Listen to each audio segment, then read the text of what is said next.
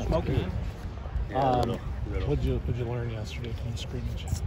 Yep, decent amount. I think we've been about 90 plays. A lot of guys getting turns. A few guys stood out, and as you can see how they've come along. Zach Card making a couple big plays in the deal. Jimmy Volson came up with a couple of balls. That was nice to see on his side. I thought Nico was around the quarterback. Olu played with great effort, showed up a few times. It's nice to see Alton Julian. Alton got out there for, I think it was probably around 15, 20 snaps, moved around, and so we did going back to this building depth and all of that. Kicking game was solid. Josh Drain hit a couple of good ones at the punt. Atticus was 100%. Everett did not kick. He's dealing with a little bit of tight groin, so he did not. Atticus was great. The procedure, again, you try to make it as game-like as possible, and so we still got to tighten up some procedure on both sides. Communication a couple of times was not where we needed it, and that's why those things are good to do, the scrimmages. Is Alton cleared now? Yeah, I mean, he's been going. He's cleared for playing live tackle and all that. And now, again, he didn't get 50 snaps, but he's progressing. Speaking of live tackling, do you feel like you've done enough during camp to get what you? Well, enough to where you. It's a fine balance. Yeah, we've done some live tackling more than just the two scrimmages, and it'll probably be the last time we live tackle was yesterday.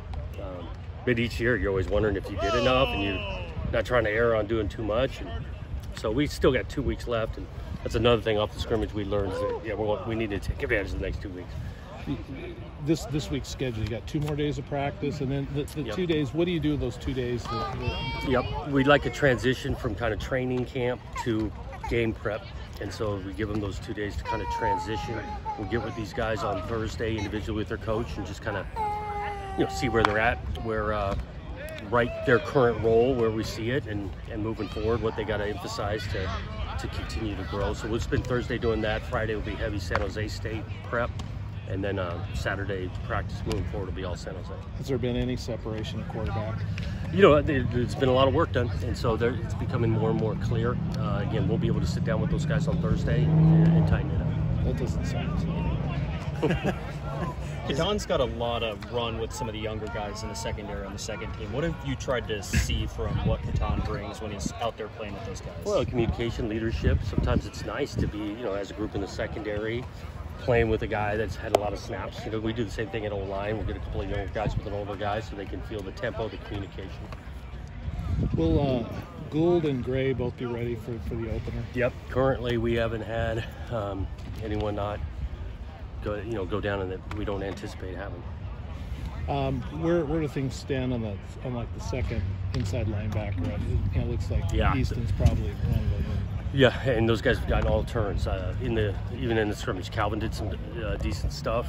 John Miller, Micaiah Tongue, all those guys are kind of rotating through, and currently, they're all three kind of playing. Same thing at cornerback, the second cornerback spot, is it? Similar, yep. Ivy's done solid stuff, and with Noble Thomas getting some play over there. Even Coop going back and playing a little corner and rotating a few guys at nickel, and so it's still not a work in progress. We just got some different options. You've watched this defense now for 3 weeks. How close do you feel like it could be to the effectiveness of last year? Right. Last year we were playing at a pretty high level toward the end of the season. That back half of that season played pretty high level, and so they got some work to do. Each year's new. It's going to be a little bit different, and with the experience, and again, we talked a little bit. Lost some guys in the secondary, so we're going to be a little bit less experienced in the secondary. But I think at the line of scrimmage might be a little bit different. So each year's new. That's a pretty high standard that they did last year. How far has Micaiah come from the first day of spring when he's out there at linebacker to now? Yeah, quite a ways. I mean, that's a lot to handle.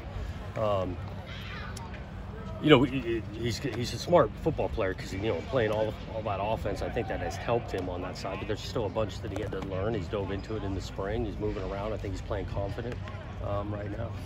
Do you have a set strategy with true freshmen on redshirting versus non, and with the 4 games that you can work with, or is it individual? Each individual's circumstance is different. If the consideration to play and not redshirt, that's a two-way street. A conversation, kind of how we see it, making sure we're not just throwing them out there for 1 or 2 plays, like they get a decent amount of time, and making sure on their end that's what they usually like, and that's why I think these Thursday conversations are important.